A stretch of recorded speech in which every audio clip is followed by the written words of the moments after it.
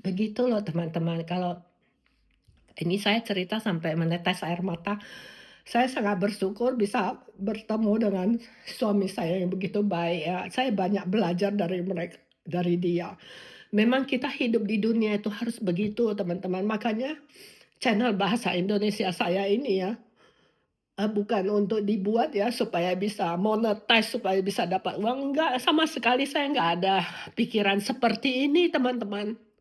Karena saya merasa uang itu nggak habis dicari, nggak perlu begitu, yang penting saya bisa berbagi. Saya tahu banyak orang-orang di Indonesia ya, itu juga banyak yang susah,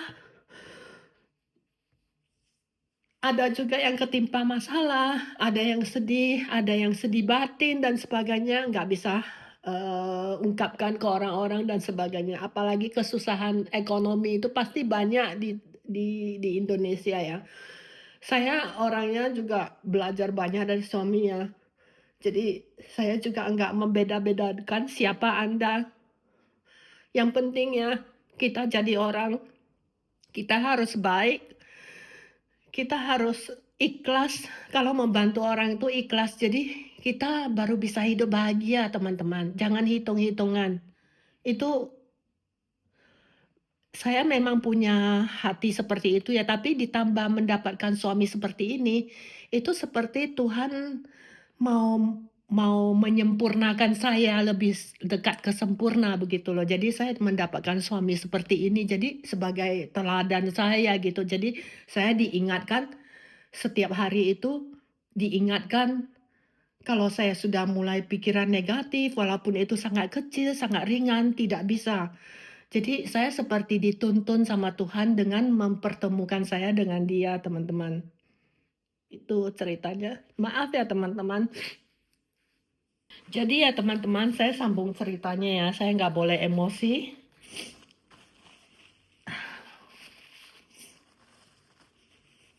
Sebenarnya channel bahasa Indonesia saya ini ya, kalau teman-teman ada nonton video-video saya yang pertama, yang sarapan di pagi hari ya, nggak, saya lupa itu sarapan sayur lodeh ya. Itulah permulaan kenapa saya mau bikin video ini, karena saya mau melatih berbahasa Indonesia. Nah, sambil bercerita ya, jadi saya suka masak-masak sambil bercerita atau makan sambil bercerita, bersih-bersih sambil bercerita. Jadi emosinya itu ya, jadi ada di sana, moodnya itu ada di sana, bukan emosi. Jadi kalau konteksnya itu nggak ada di sana, moodnya nggak ada di sana kan nggak bisa cerita teman-teman. Jadi saya nggak bisa kayak diatur atau disetting ya, mau cerita ini, mau cerita itu, nggak bisa. Saya orangnya ikutin eee, mood saya hari ini gimana, saya cerita gitu loh. Jadi teman-teman harus maklum ya.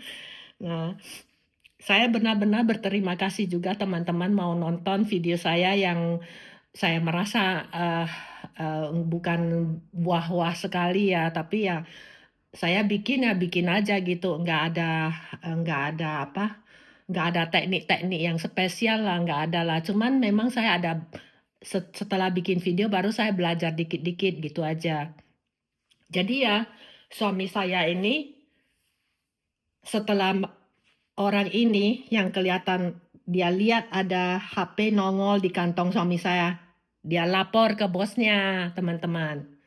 Langsung suami saya dipanggil. Kita harus hati-hati juga kerja di luar. Kita harus benar-benar baca itu peraturannya itu sebelum kita teken kontraknya. Kita bikin vlog-vlog itu nggak boleh loh di Jerman. Kita pergi ke tempat kerja ya. Itu di tempat kerja kakimu masuk ke tempat kerja sudah nggak boleh rekam apa-apa. Itu peraturan di Jerman. Kalau ketangkap, nah kalau perusahaannya itu mau cari masalah, mau keluarkan kamu bisa aja. Mereka bisa ada buktinya. Apalagi kalau itu di-post ya, di-post di YouTube atau di mana, nggak boleh. Makanya selamat pagi teman-teman semuanya. Pagi ini saya bangunnya nggak pakai jam waker sih. Aku ikut suami bangun karena kemarin tidur kepagian ya, jadi apa nggak bisa tidur lagi. Jadi saya teringat saya ada lemon setengah ya. Jadi saya mau buat minuman untuk pagi hari ya, sebelum sarapan. Jadi yang sisanya ini, yang setengah ini ya, bakal saya peras ya. Saya taruh di botol supaya nggak rusak. Suami lagi dengar berita. Itu beritanya dari TV ya. Ini biasa saya kadang nggak ini juga sih, nggak saya peras airnya, saya langsung, karena ini jeruk nipisnya organik ya. Jadi saya langsung taruh sparkling water.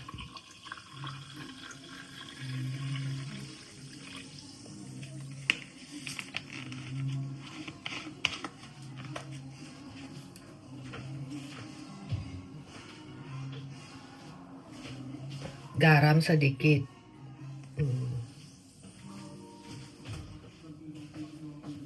Lemonnya diperas-peras sebentar supaya itunya keluar jusnya ya. Nah, udah itu diminum.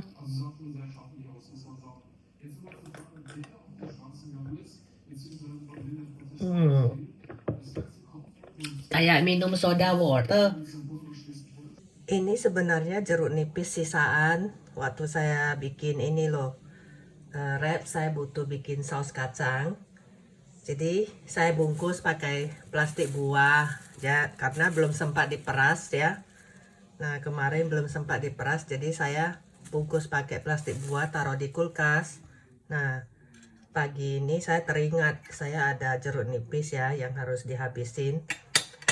Nah, ini saya peras yang setengahnya buat besok. Jadi saya peras terus taruh di ini, di toples, di botol. Perasan lemon ini ya, ini produk Jepang dari keramik, jadi bisa dicuci di mesin cuci piring. Ini salah satu barang kesayangan saya juga. Saya takut kalau dia itu pecah, beli lagi sudah nggak ada. 2 tahun yang lalu dan tahun lalu saya juga ada ke toko itu lagi di Takashimaya, Singapura ya, yang khusus jual produk Jepang. Saya cari lagi sudah nggak ada, karena saya mau beli satu lagi untuk jaga-jaga kalau ini pecah ya. Ternyata sudah nggak keluar lagi produknya, nggak tahu nggak datang atau gimana. Saya cari di online juga nggak ada. Nah, saya ada satu yang gede ya, saya beli itu untuk jeruk yang besar itu loh, kayak pamelo gitu, yang bentuk sekitar buah jeruk yang merah itu loh, namanya apa ya. Nah, biasa setelah saya peras ya, saya taruh di ini, di kontainer botol yang dari kaca. Nah, udah itu udah taruh di kulkas aja untuk besok. Kadang saya juga bikin jeruk jus lemon ya, pakai ini, pakai madu, terus pakai air, diminum itu bagus. Suami saya, Raina, sudah berangkat kerja. Tadi dia sambil sarapan, dia nonton berita dari TV. Habis itu dia sikat gigi ya. Sikat giginya di depan komputer. Teman-teman tahu nggak kenapa di depan komputer? Dia pakai sikat listrik itu kan, yang ada baterainya. Karena dia mau baca koran, itu setiap hari kerjaannya. Kebiasaan dia itu sudah dari dulu. Jadi sambil sikat gigi, sambil baca koran di komputer. Korannya itu online, jadi dia nggak pernah nggak baca koran punya. Jadi pasti dia 30 menit dia pakai untuk baca koran. Nah, dia itu multitasking ya. Kalau saya nggak bisa, dia itu dalam saat yang sama bisa mengerjakan beberapa pekerjaan.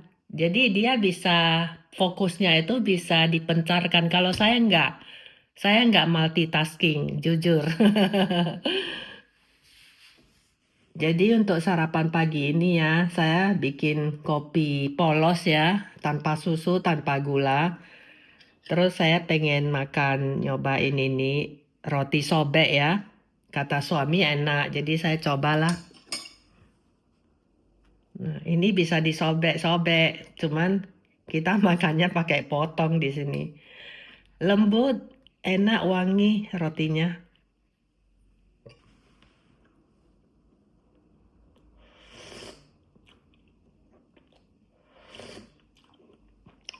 Jadi di vlog hari ini ya, saya mau berbagi cerita yang sudah pernah saya janjikan ya di video-video terdahulu ya. eh yang mengenai suami saya, eh orang berlaku tidak baik ke dia ya, dia nggak pernah mau balas. Akhirnya kan berkah jatuh ke dia kan. Nah, ini cerita sambungannya ya. Jadi ya, eh, saya cerita soal rumah yang kemarin kita sewa dulu lah. Ada satu hal lagi ya, itu penyewanya saya nggak mau sebutkan, nah nggak enak dia itu orang apa ya. Jadi saya nggak mau ada diskriminasi. Jadi memang waktu suami eh, ditanyain sama kolega-kolega kerjanya, mereka kan waktu habis kerja kan ada jam minum kopi, ada pause ya, ada jam makan siang. Jadi mereka itu suka duduk bersama ngobrol-ngobrol. Jadi punya cerita mereka nanya gimana eh, rumah kontrakan itu bagus nggak? Karena setelah beberapa bulan kita tinggal mereka nanya lah. Jadi suami cerita loh. Nah, terus kan ada satu kabinet ya di dapur. Kalau teman-teman ada perhatikan, saya ada bilang itu kabinet sudah diperbaiki suami, sudah dinaikkan ya. Kemarin itu kan dia turun waktu sebelum kita teken kontrak sewa ya, itu turun.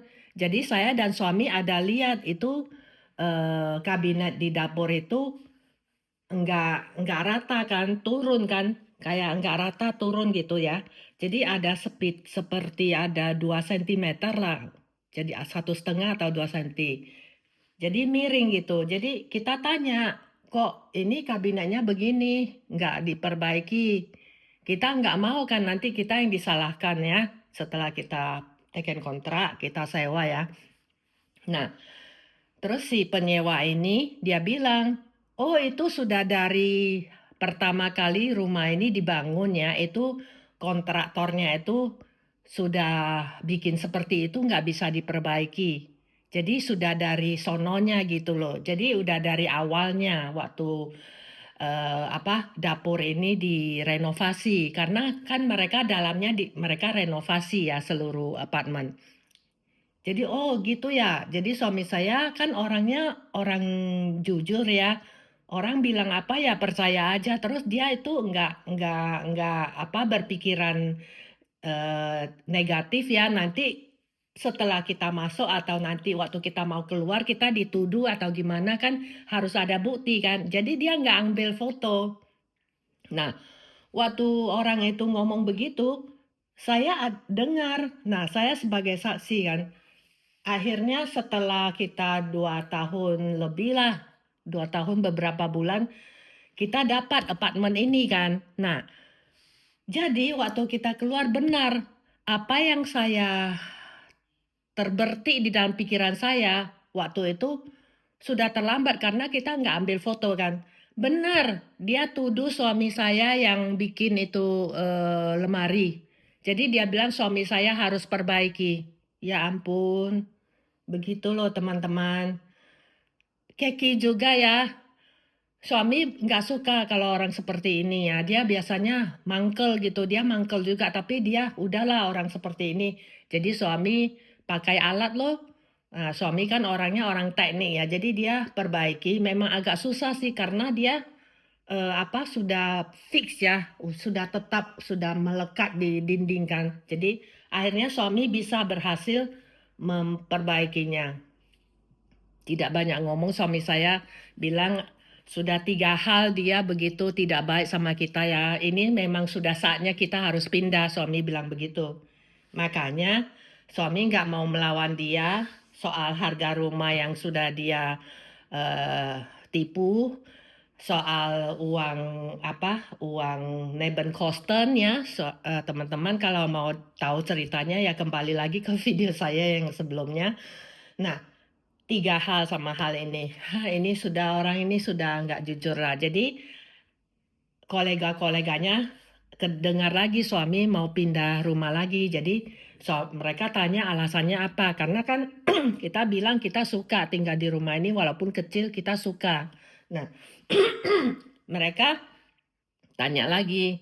Ada sedikit heran kenapa kita mau pindah. Kita bilang kita ya ketemu rumah yang kita cocok. Sebenarnya kalau sebenarnya ya jujur-jujurnya kita sih tidak mau pindah lagi, soalnya kan kita 10 tahun lagi kita kan mau pensiun.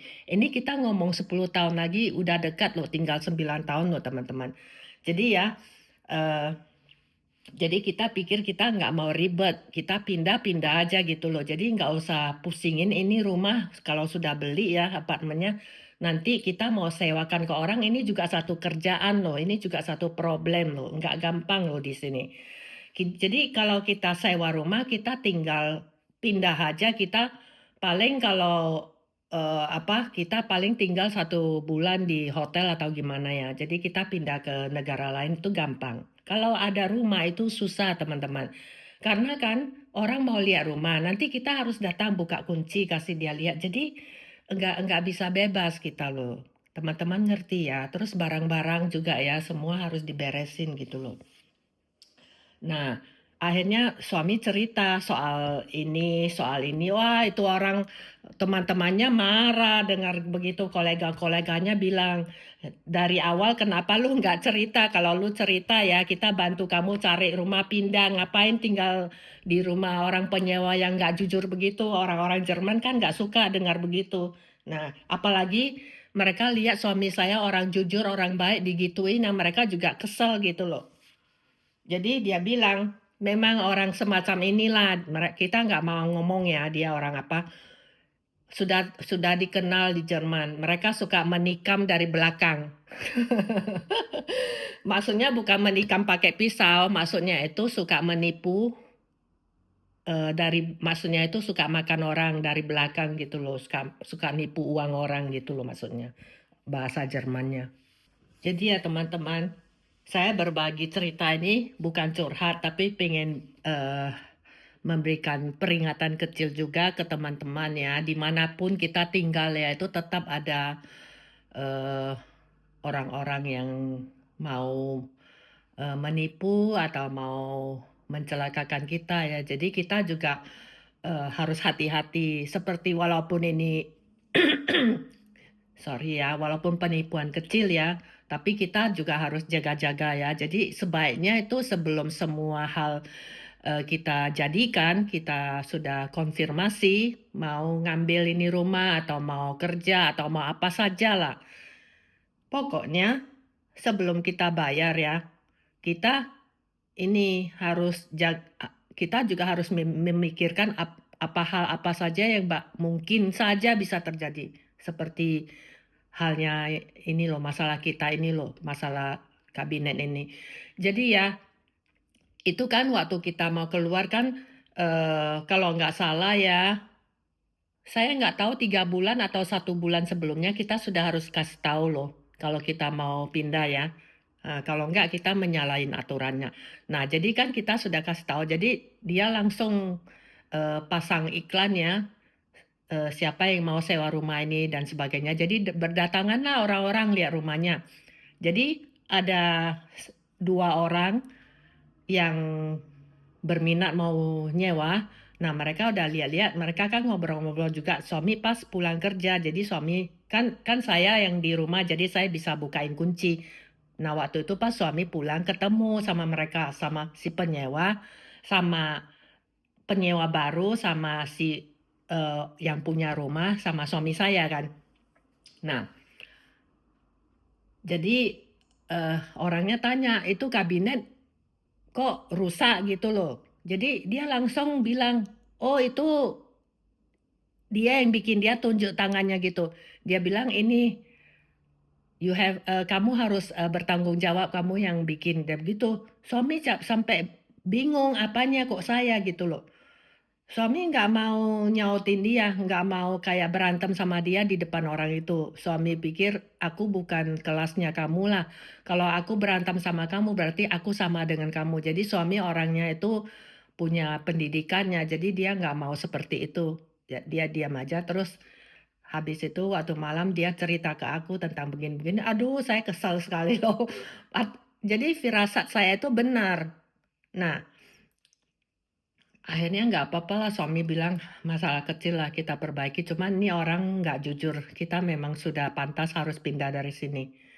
Jadi kolega-koleganya juga ingatin dia, "Kamu kalau ketemu orang semacam ini ya, orang-orang ini, orang dari negara ini, hati-hati, kita sudah banyak pengalaman. Mereka itu ya sudah terkenal suka menikam dari belakang." Jadi suami kan orangnya nggak pengalaman ya. Jadi sebenarnya orang mana saja pun adalah orang yang jahat. Cuman ya mungkin kebanyakan yang kena masalah itu mereka ketemu orang-orang yang sama gitu loh, orang yang dari negara yang sama gitu loh. Jadi jadinya eh, mereka membuat sebuah kata-kata ya yang apalah yang menunjukkan bahwa mereka orang ini memang begitu gitu loh. Tapi kita juga nggak ikut-ikut ngomong begitulah. Maksud kita ya sama saja kita harus hati-hati. Ini pelajaran untuk diri sendiri gitu loh. Jadi teman-temannya walaupun di Jerman ya aturannya itu ketat, orang-orang ikut aturan, ada saja orang yang nggak ikut aturan juga. Di mana-mana itu sama sebenarnya. Heeh. Terus ada satu hal lagi ya, saya mau cerita kenapa suami eh, sempat ya hampir 2,5 bulan lah nggak kerja. Karena dia dikeluarkan eh, sama ini loh, perusahaan yang lama ini yang dia kerja, sudah 12 tahun dia kerja di sana. Sampai dia itu sedih, sedih sekali lah dia, sampai 2 minggu dia sedih. Kenapa? Karena dia sangat mencintai perusahaan ini. Kalau ditanyain orang-orang, "Lu kok betah ya kerja di perusahaan itu? Itu sudah banyak orang keluar, kok lu betah?" Gitu loh. Jadi dia suka ngomong, "Aku suka sama perusahaan ini, aku sudah menikah dengan perusahaan ini." Jadi dia ngomong bahasa Jermannya lah. Jadi istilahnya dia sudah sangat mencintai perusahaan ini, walaupun orang ngomong apa, tetap dia itu sangat suka sama perusahaan ini. Kenapa? Karena maaf ya teman-teman, karena dia mau membantu, karena ini kan perusahaan ya agak spesial ya. Ini perusahaan integrasi ya, di mana eh, orang-orang Jerman ataupun orang-orang yang menetap di Jerman, tapi mereka itu sedikit pelan otaknya. Jadi agak pelan, nah IQ-nya itu agak rendah sedikit gitu loh. Bukan cacat sih. Nah, bukan cacat. Mereka itu termasuk pintar kalau kita lihat. Cuman ada agak lamban ya kerjanya. Jadi mereka itu eh, memang bagusnya itulah pemerintah Jerman ya. Jadi mereka itu ada buka perusahaan, perusahaan ini ada di mana-mana, di kota mana-mana ya. Jadi eh, mereka menerima orang-orang seperti ini, tapi gajinya itu rendah gitu loh. Mengerti nggak teman-teman? Tapi orang yang di dalam yang mereka terima untuk orang-orang yang lamban ini, mereka itu sekitar eh, 60% ya, kalau saya tidak salah 60%, mungkin 60% atau 50% lah. 50%-nya harus yang normal seperti suami saya. Kalau enggak nanti enggak bisa jalan perusahaannya, karena mereka itu harus diajarin orang-orang seperti suami saya gitu, yang punya skill gitu, yang punya keahlian. Nah, itu ya, mereka orangnya itu walaupun lambatnya, tapi mereka itu sangat jujur, baik, rajin loh, teman-teman. Aku suka loh sama mereka. Dan mereka itu sangat suka dengan suami saya. Mereka itu sudah menganggap suami saya itu kayak bapak mereka. Waktu suami saya dikeluarkan, waduh mereka marah loh teman-teman. 70% marah, staf-staf di perusahaan ini. Mereka bilang mereka mau demonstrasi. Terus ada 2 ya, saking marahnya ya. Mereka itu saking marahnya, dia bilang mereka mau cari pasal sama sama perusahaan ini. Suami saya orang yang paling baik, 12 tahun kerja di sana, nggak pernah ambil cuti sakit sekalipun, sehari pun nggak pernah, setengah hari pun nggak pernah. Bayangkan teman-teman. Nah, perusahaan ini kan ada 3 bos ya, satu yang CEO, terus ada direkturnya, terus ada presidennya, terus ada manajernya, macam-macam. Ada 3 bos besar. Sayang sekali sama suami saya. Pernah suami saya ya 2 kali bilang mau pindah karena gajinya begitu-begitu aja nggak mereka naikkan gitu loh. Padahal suami saya itu orangnya jujur, kerja lewat jam, nggak pernah hitung-hitungan. Terus ya, suami saya kalau ada mesin gede yang rusak ya, ini karena perusahaannya itu mau hemat uang, mereka nggak mau beli mesin baru. Jadi mesin yang sudah tua pun mereka pakai terus. Jadi sering kena masalah, mesin-mesin itu kan ada beberapa seksi ya, ada banyak seksi, yang seksi ini bagian produksi apa, yang seksi ini bagian apa. Suami saya seksinya lain, dia mesinnya beda. Tapi mesin-mesin orang lain yang rusak, yang seksi yang lain rusak itu suami saya yang harus ngecek, yang harus perbaiki, yang harus cari sampai dapat kenapa bisa nggak jalan mesin ini. Bayangkan teman-teman. 12 tahun suami saya itu begitu terus, padahal itu bukan urusan dia. Tapi bosnya minta dia yang cek. Bosnya itu tamatan nggak tahu universitas apa, tapi nggak tahu apa-apa. Di sana mereka cuma duduk terima gaji puluhan ribu euro ya per bulan. Cuman pakai perintah-perintah begitu loh teman-teman. Nggak apa-apa, suami saya kan suka ya berpengalaman. Akhirnya ya mesin tua yang sudah nggak bisa jalan kembali. Jadi mereka sayang sama suami saya karena kenapa teman-teman tahu nggak? Kalau mereka telepon saja ya ke produksi yang memproduksi mesin ini, cuman telepon aja pun harus bayar loh teman-teman. Telepon tanya kenapa begini-begini harus bayar. Kalau orangnya datang, itu ribuan euro harus habis. Minimal 3.000 euro harus habis sekali datang, sekali jalan saja gitu. Teman-teman bayangkan, sudah berapa puluh ribu, ratusan ribu sudah diselamatkan sama suami saya, uang perusahaan, nggak usah keluar biaya maintenance ini ya. Nah, nah terus punya cerita kenapa dia dikeluarkan. Nah ini teman-teman, ini juga jadi pelajaran juga buat teman-teman ya. Sebenarnya ya, suami saya nggak ada salah apa-apa sih, tapi ada kesalahan kecil ya. Mereka ambil kesalahan kecil ini sebagai kesalahan untuk mendepak dia keluar. Karena dia nggak ada kesalahan, jadi dicari-cari kesalahannya. Teman-teman sabar dulu saya cerita ya. Nah, suami saya kan orangnya kan patriotik ya. Dia itu, eee, dia itu ada izin ya menjadi, independence independence apa ya namanya, prase ya. Prase itu artinya seperti kok saya lupa ya bahasa Indonesianya, tunggu ya saya pikir dulu. Nah, sekarang saya ingat teman-teman kalau bahasa Inggrisnya itu independent journalist ya. Jadi jurnalis yang tanpa terikat, tapi ada izinnya, sudah ada izin kartunya ya. Jadi suami saya orangnya kan nggak pintar ngomong ya, jadi dia itu sangat mencintai negaranya. Jadi dia suka bikin streaming ya, kejadian fakta di lapangan, ini soal politik lah, soal pemerintah ya. Jadi karena orang-orang Jerman ya, itu rakyatnya merasa, pemerintahnya itu sudah agak miring-miring gitu loh. Jadi di Jerman itu memang dari dulu kalau soal, protes, jalan kaki di jalanan, demonstrasi itu sudah biasa, hal yang biasa.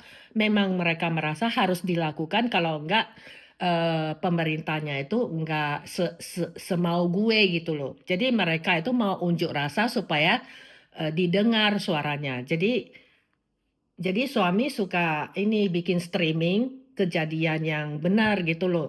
Jadi artinya itu contemporary journalistik lah, artinya memberitakan yang kontemporer yang terjadi sekarang.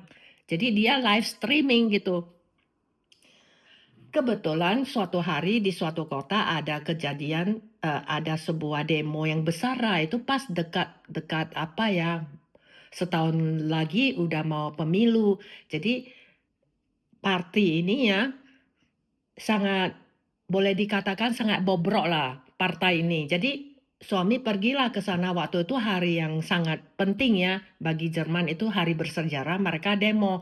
Para petani semua keluarkan traktor mereka, membawa traktor mereka itu di jalan gitu loh. Terus ada juga orang-orang lah yang membela petani, orang-orang yang anti sama partai ini, mereka ikut juga demo. Wah, sampai nggak tahu berapa ribu orang lah di jalannya. Jadi suami saya itu bikin streaming. Jadi di streaming itu ada subscriber ya. Itu orangnya itu memang apa, usil atau gimana lah. Memang dia itu terkenal suka melapor-lapor kayak kayak itu loh, kayak apa artinya ya? Betrayal, betrayal itu seperti pengkhianat gitu loh. Jadi dia suami kan nggak tahu pulang kerja dia pakai baju kerja, dia pergi streaming.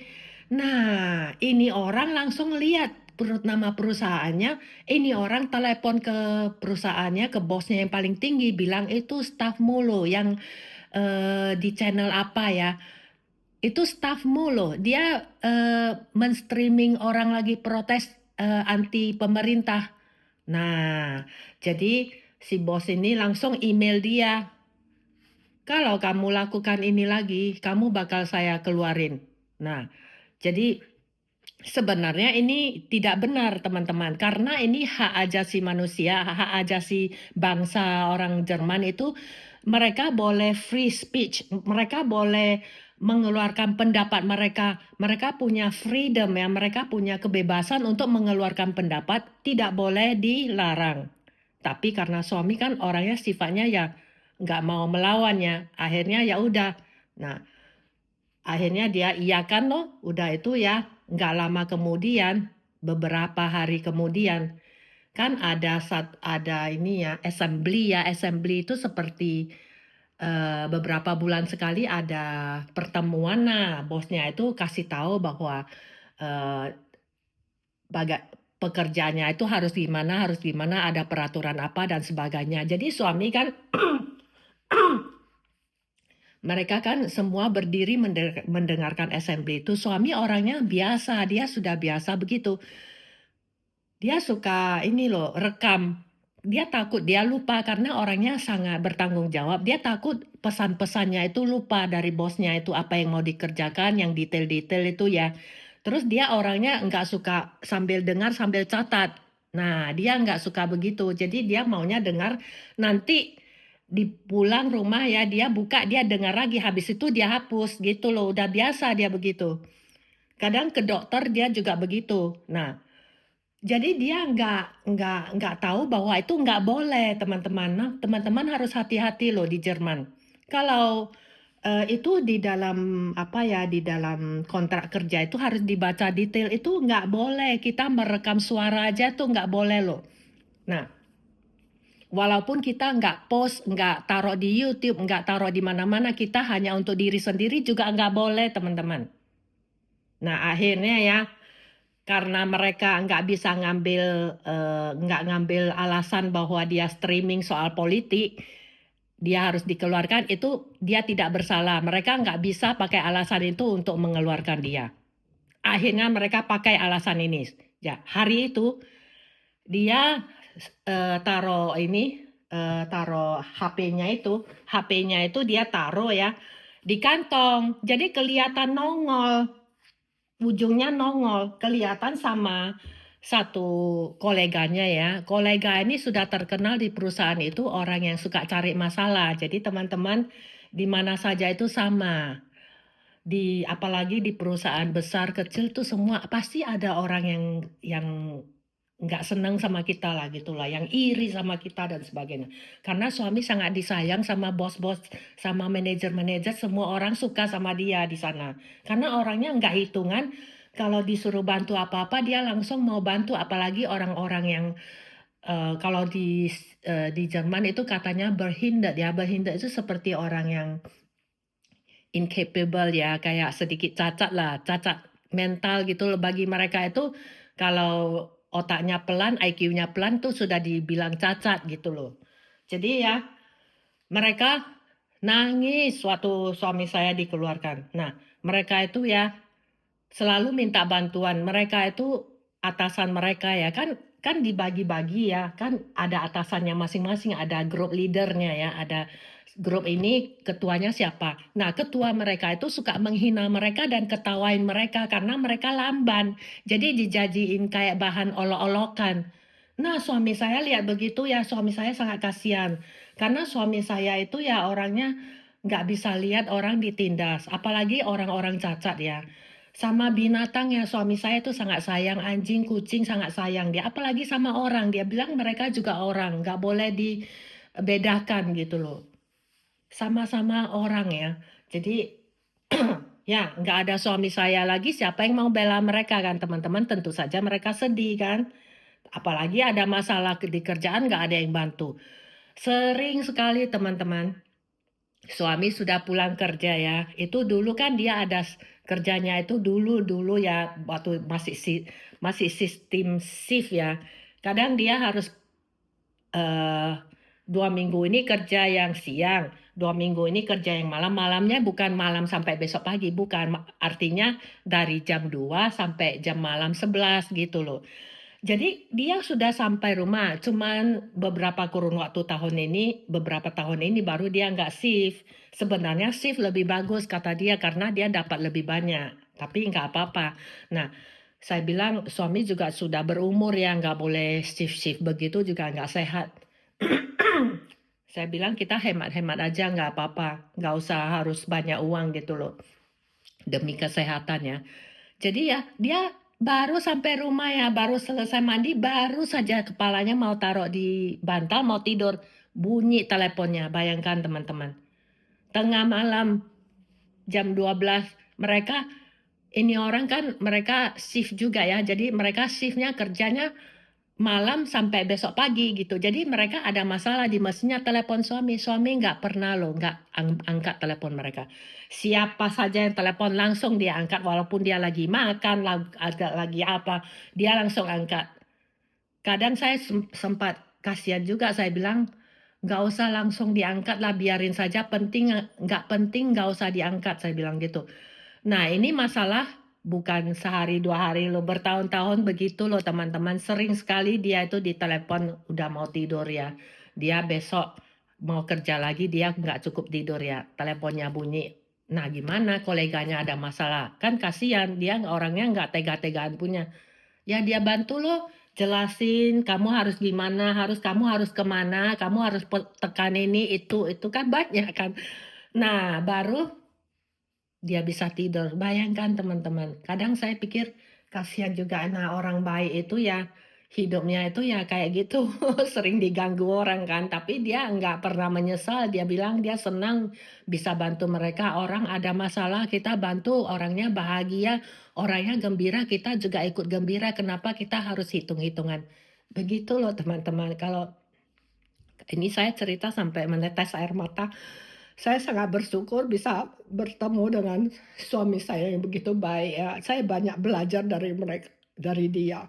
Memang kita hidup di dunia itu harus begitu teman-teman. Makanya channel bahasa Indonesia saya ini ya, bukan untuk dibuat ya supaya bisa monetize, supaya bisa dapat uang. Enggak, sama sekali saya nggak ada pikiran seperti ini teman-teman.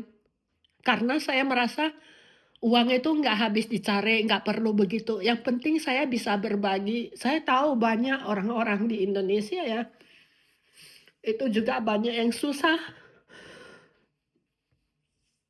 ada juga yang ketimpa masalah, ada yang sedih batin dan sebagainya, nggak bisa, ungkapkan ke orang-orang dan sebagainya. Apalagi kesusahan ekonomi itu pasti banyak di Indonesia ya.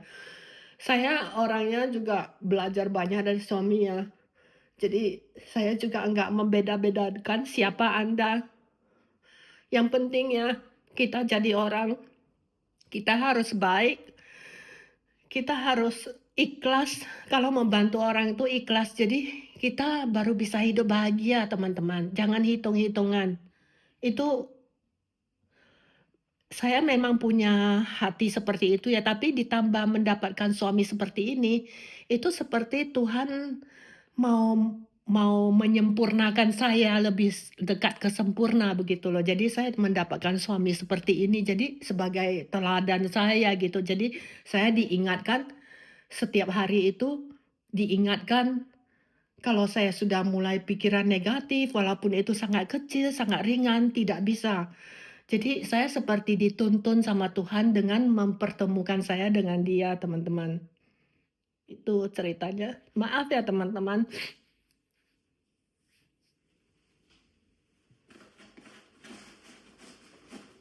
Jadi ya teman-teman, saya sambung ceritanya ya, saya nggak boleh emosi.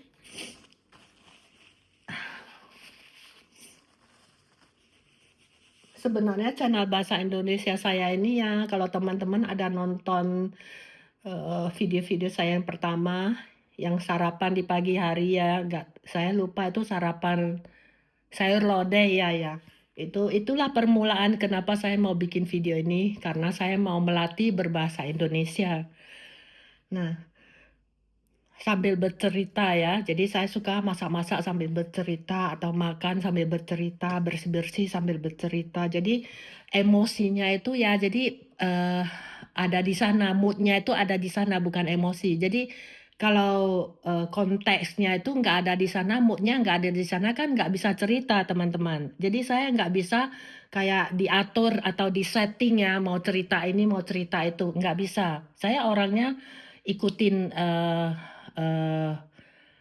mood saya hari ini gimana, saya cerita gitu loh. Jadi teman-teman harus maklum ya. Nah, saya benar-benar berterima kasih juga teman-teman mau nonton video saya yang saya merasa bukan wah-wah sekali ya, tapi ya saya bikin ya bikin aja gitu, nggak ada apa, nggak ada teknik-teknik yang spesial lah, nggak ada lah. Cuman memang saya ada setelah bikin video baru saya belajar dikit-dikit gitu aja. Jadi ya suami saya ini setelah orang ini yang kelihatan dia lihat ada HP nongol di kantong suami saya. Dia lapor ke bosnya, teman-teman. Langsung suami saya dipanggil setelah pertemuan selesai ya, dipanggil dia ke kantor. Dia bilang, benar kamu merekam tadi apa yang saya bicarakan, saya eh, jelaskan padahal nggak ada apa-apa, di dalam nggak ada rahasia apa-apa, hanya pekerjaan saja. Tidak boleh teman-teman. Nah, suami kan jujur, ya bilang, iya memang saya rekam supaya saya nggak lupa, saya nanti di rumah mau ulang. Nah, sudah, dia bilang nggak boleh, itu menyalahin peraturan. Terus suami saya langsung keluarin HP-nya, langsung hapus di depan bos itu. Nah, ini sekarang saya delete. Dia tunjukkan dia sudah delete. Nah, suaminya si bosnya udah tahu dia udah delete. Tapi kan memang bos yang besar itu yang kemarin yang diteleponin orang jahat itu ya, dia kan sudah bilang dia sudah planning mau keluarin ini orang. Jadi si bos yang ketiga ini lihat dia ada kesalahan ini, langsung dia bilang besok kamu tinggalkan perusahaan ini, bawa barang-barangmu keluar. Kita sudah memutuskan untuk mengeluarkan Anda karena Anda bikin kesalahan ini, yaitu merekam. Mereka nggak bilang bahwa dia itu streaming soal politik. Kenapa teman-teman mereka marah? Begini ceritanya teman-teman, karena perusahaan ini adalah backing-nya adalah gereja. Gereja kan di Jerman kan kaya. Jadi backing-nya gereja, gereja dapat uangnya dari mana? Dari pemerintah. Pemerintah dapat uangnya dari mana? Dari uang-uang kita lah yang orang yang kerja, dari tax kan. Dari tax 39% itu yang jumlahnya 39. Nah, jadi suami streaming bukan melawan pemerintah, tapi dia streaming apa adanya terjadi di negaranya yang sesungguhnya. Aspirasi rakyat, apa yang dialamin rakyat, dia rekam, dia taruh di streaming di YouTube ya. Nah, wah banyak pendukungnya, supporternya itu banyak karena mereka merasa juga ditindas. Mereka itu merasa mereka juga ditindas sama pemerintah ya. Nah, akhirnya gimana ya? Kita mikirnya masuk akal juga ya. Kenapa dia dikeluarkan? Karena ini perusahaan ini dapat uangnya dari pemerintah, sedangkan stafnya itu membuat streaming yang melawan pemerintah kan. Jadi, tapi kan mereka nggak bisa. Akhirnya nggak bisa pakai alasan ini. Akhirnya teman-teman suami lah, ada yang dokter, ada yang kerja di perusahaan lain juga.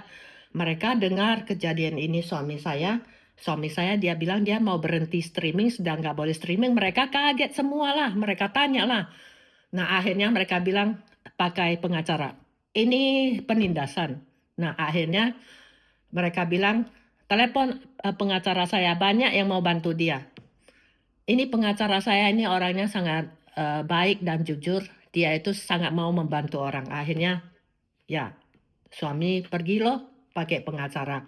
Nah karena dia pakai pengacara, pengacaranya menganjurkan dia itu sementara jangan cari kerja dulu di tempat lain sampai masalah selesai baru kamu boleh mulai kerja lagi. Nah makanya 2 bulan lebih. Sebenarnya keahlian suami saya ini yang di Jerman atau di Switzerland ya di Swiss ya itu banyak pekerja seperti suami saya itu keahliannya itu sangat dibutuhkan di Jerman, di Switzerland juga, di Austria juga.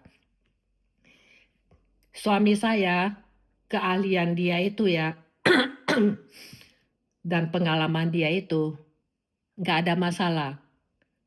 Besok dia dikeluarkan 2 minggu lagi dia dapat kerja. Karena semua berebutan mau minta dia kerja di perusahaan itu. Setelah mendengar suami saya ada kejadian ini ya, dari mulut ke mulut sampai tahu ada satu bos yang dulu kerja di tempat yang dikeluarkan yang suami saya dikeluarkan perusahaan ini. Itu ya dia sangat sayang sama suami saya. Dia paling tahu suami saya itu orangnya siapa. Dia dengar suami saya dikeluarkan karena dia juga sudah keluar dari perusahaan ini. Dia sekarang CEO dari perusahaan lain dan dia juga punya saham di dalam dan dia juga sebagai pemilik kedua. Dia dengar dia langsung telepon, kok kamu nggak cari saya? Sialan itu dia bilang sampai bahasa Jermannya pakai sampai begitu. Mereka sangat tidak berhati nurani ya, berani menendang kamu tanpa ada kesalahan yang besar ya. Itu bukan kesalahan. Kalau kesalahan merekam itu memang salah, tapi mereka harus memberi peringatan dulu. Karena mereka tanpa memberi peringatan langsung keluarin kamu, itu salah mereka. Si pengacara juga bilang begitu. Karena langsung kamu hapus di depan mereka dan tidak ada bukti bahwa kamu merekam. Tidak ada bukti bahwa kamu post di YouTube atau di Instagram dan sebagainya. Sebenarnya mereka harus memberi peringatan, apalagi kamu adalah pekerja yang sangat baik, yang sangat patuh, yang sangat rajin. Nah, yang sangat bertanggung jawab. Saking dia itu orangnya jujur dan bertanggung jawab, itu kunci dari perusahaan itu ada di suami saya loh. Orang yang pegang kunci itu kan ada 2 atau 3 orang. Jadi suami saya itu salah satu orang yang pegang kunci. Jadi supaya dia bisa buka kunci untuk orang-orang yang datang kerja, yang di dalam yang pada jam yang sama ya. Jadi suami harus datang duluan baru bisa buka pintu, baru mereka bisa masuk. Mereka masuknya kan pakai chip ya. Chip itu kan jam berapa kamu masuk. Jadi harus di ini. Jadi nggak bisa main nipu-nipu di sana ya. Jadi sampai begitu ya. Jadi bos ini yang kenal suami saya, sebenarnya tiga-tiga bos itu sayang sama dia, cuman yang bos pertama itu karena dia punya prinsip, artinya itu dia kan, bos, CEO dari perusahaan ini, kalau dia, artinya itu dia juga makan dari uang pemerintah ya. Jadi dia merasa, eee eee, staf ini harus dikeluarkan karena mereka kan pasti sudah ada meeting ya. Jadi, melanggar prinsip-prinsip, perusahaan gitu loh. Nah, nggak apa-apa, cuman suami saya itu sedihnya dia meninggalkan orang-orang ini. Nah, yang dia maksud dia mencintai perusahaan ini karena orang-orang satu grup ini yang pikirannya lambannya, yang kerjanya agak lamban, yang orang-orang yang, sedikit cacat ya. Nah, ini dia sedih sampai dia meneteskan air mata. Sampai sekarang ya mereka sering telepon dia loh teman-teman. Kadang suami saya datang aja, suami saya bilang datang aja. Nah, kita datang ngobrol-ngobrol, mereka senang sekali teman-teman. Orang-orang seperti ini ya, ada orang menghargai mereka, mereka merasa sangat bahagia begitu loh. Ya harusnya teman-teman tahulah, harusnya teman-teman bisa tahu ungkapan saya itu sampai di mana ya. Saya orangnya nggak bahasa Indonesianya kurang, jadi nggak kurang bisa mengungkapkan gitu loh. Jadi ya teman-teman sebenarnya suami saya nggak mau pakai pengacara, dia orangnya nggak suka ke pengadilan gitu loh. Kalau ada masalah ya udahlah biarin aja uang masih bisa dicari, prinsipnya seperti itu. Nah, tapi orang, teman-teman dekatnya itu bilang, "Tidak bisa, kamu harus pakai pengacara." Karena kenapa? Mereka menendang kamu keluar ya, tanpa ada kesalahan besar, tanpa kesalahan, itu mereka licik. Nah, suami kan orangnya nggak bisa nggak mikir gitu-gitu. "Kenapa licik?" suami saya tanya. Si pengacara juga bilang, "Mereka mau mengambil uang pesangonmu, 12 tahun kamu kerja di sana ya, kamu ditendang mereka harus bayar 12 tahun itu sudah berapa puluh ribu euro, hampir 100.000 teman-teman. Bayangkan 100.000 euro itu uang Indonesia sudah berapa? Kali 18.000 ya, 1 euro. Itu sudah beli 2 rumah apartemen kita, enggak 2 rumah, sudah bisa bayar, hampir setengah lah uang uang apartemen kita, uang kredit apartemen kita, bayangkan. Jadi akhirnya, pengacara ini mau berantem sama ini loh, perusahaan ini, dia mau fight lah, fight artinya mempertaruhkan gitu loh. Akhirnya kalah kita, kenapa? Si pe apa, bos itu bilang, "Kamu mau melawan saya? Mau melawan perusahaan kita? Saya masukkan dia ke penjara." Masukkan si Raina ke penjara, dia bilang gitu. Karena kesalahan kecil ini dia bisa dipenjarakan. Jadi teman-teman hati-hati. Merekam itu sama sekali tidak boleh. Kalau ketangkap, menyalahin aturan. Tapi suami saya bilang, "Sudahlah, jangan diteruskan lagi. Memang kalau itu salah, saya akui saya salah." Tapi sebenarnya semua orang tahu mereka ngambil kesalahan kecil ini. Mereka untuk keluarkan dia karena mereka marah suami saya streaming. Itu loh teman-teman, soal politik. Jadi begitu, karena si bos ini ya, eh bos satu 2 ya, sama yang sering datang, yang setiap harus datang itu, mereka itu pendukung partai yang yang mereka itu pendukung partai yang di-streaming sama suami saya gitu loh. Mereka itu artinya suami saya juga melawan mereka gitu loh teman-teman. Jadi ya orang-orang bilang ya nggak fair ya, nggak gentleman begitu karena politik, kerja nggak boleh dicampur aduk. Itu soal kamu partai mana nggak boleh dicampur aduk dengan kerja. Kalau di Jerman itu begitu. Jadi mereka menganggap mereka bukan orang gentleman. Ya nggak apa-apa lah suami saya bilang begitu. Jadi suami saya bilang jangan nggak usah terusin lagi lah. Nggak bakalan dapat itu uang pesangon, biarin saja.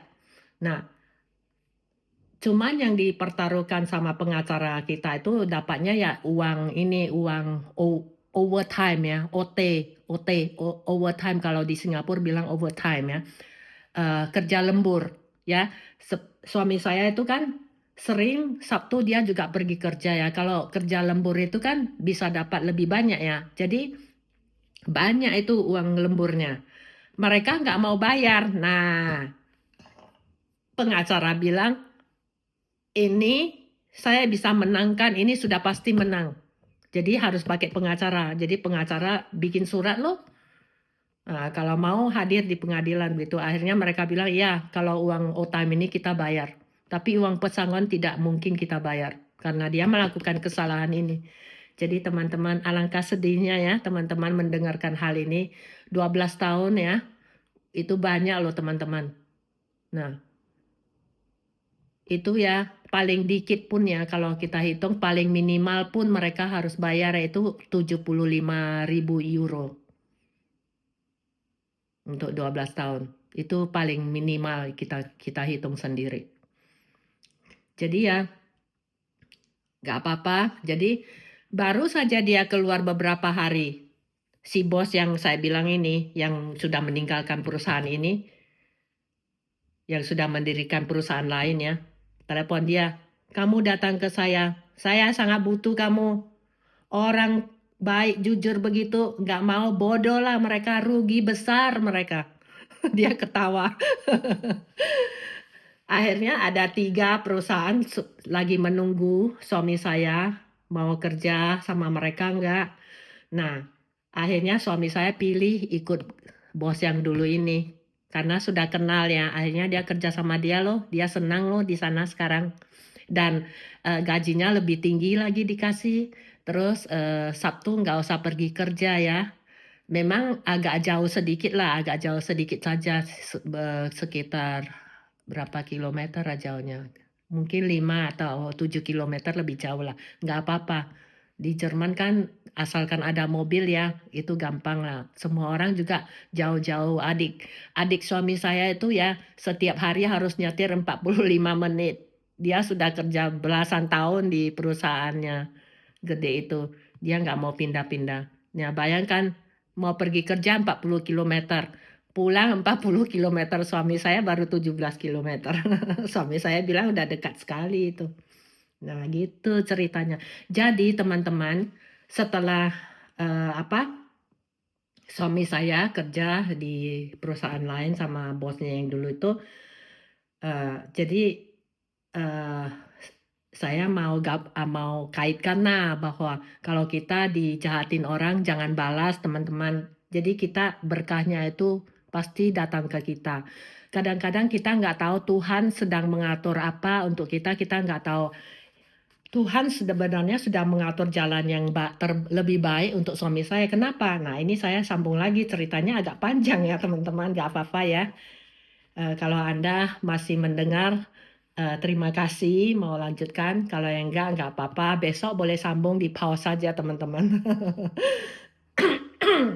Sorry ya. Nah, teman-teman, ceritanya gini.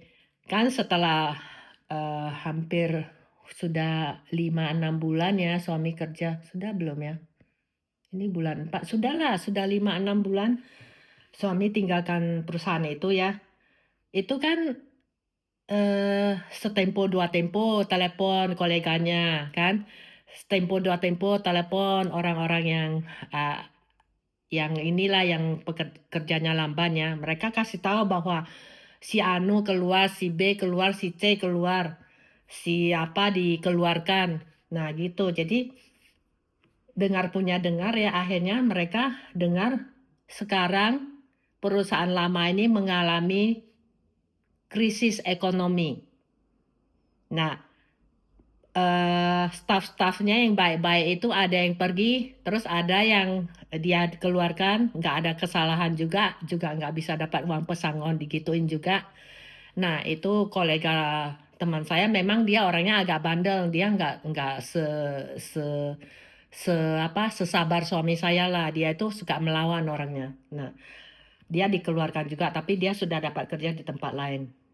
Nah, sekarang perusahaan ini mengalami masalah, bisnisnya sekarang sudah nggak ada bisnis. Jadi sekarang sudah berada di ujung tombak kebangkrutan. kata teman-teman, koleganya itulah. Kita berharap sih jangan sampai ya, karena kalau dia bangkrut, gimana dengan orang-orang ini? Siapa yang mau membiayai mereka?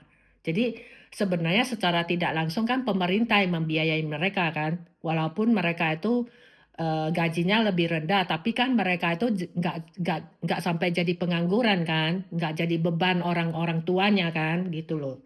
Nah, tapi suami saya sebenarnya ya sama teman-teman yang lain tuh mau keluar dari perusahaan ini karena mereka melihat ketidakadilan.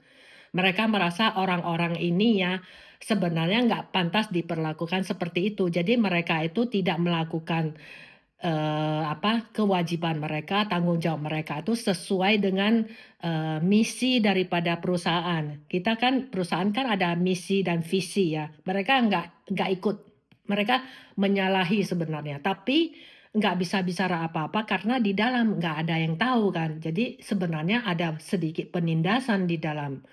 Tapi nggak ada bukti teman-teman. Jadi mereka kesal. Mereka bilang nggak adil perusahaan ini.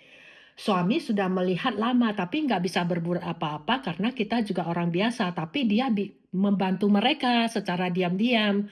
Membantu ini orang-orang yang ditindas ini. Jadi mereka jadi betah. Sekarang suami sudah keluar, mereka pada nggak betah semua. Mereka sedih, ada yang nangis. Nah, itu ada 2 yang sampai saya lupa cerita ya, itu mereka sampai mau cari masalah dengan perusahaan ini, dengan mereka bilang pagi-pagi buta mereka mau pergi ke perusahaan itu ya, mereka mau, rusakin itu mesin.